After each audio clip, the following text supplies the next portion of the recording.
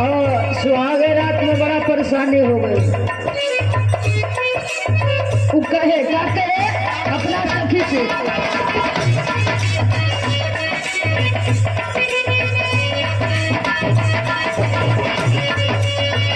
ये कहे हारमोनियम का ये भैया हारमोनियम को उठावा बहनों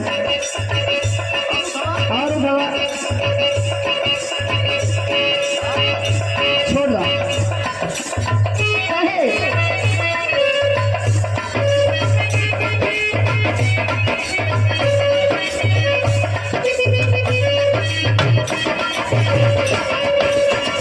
ये कहे कि जब मैं आई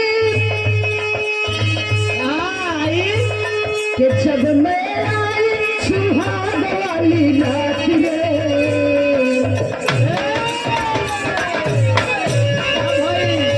कि जब मैं आई सुहाग वाली रात रे उसने चुम्मा से किया शुरुआत रे।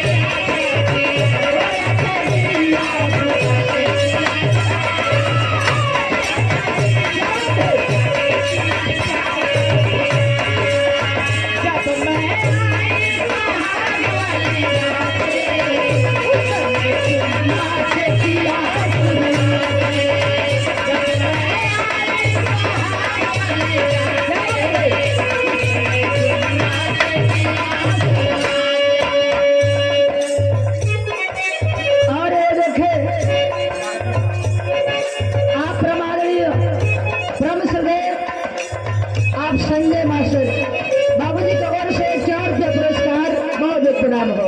कौना बात पर अरे पहला घूंघटा उठाया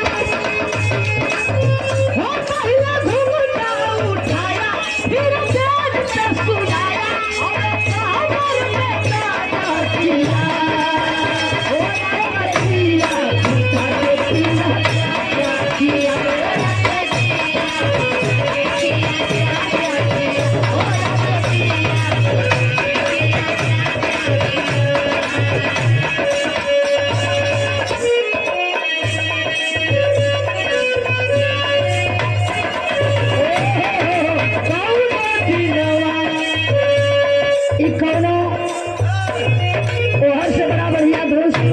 थोड़ा सा हमरो इधर से हो जाए।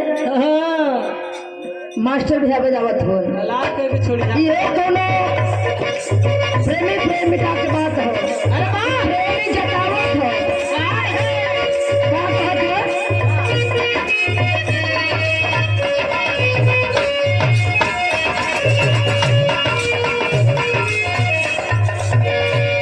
कहत कि जवन भूल चूक गिला शिकवा भइल सब भुला गा और प्यार में लेके चलबू तो रिश्ता चली वाली नहीं। सही बात है ना। ए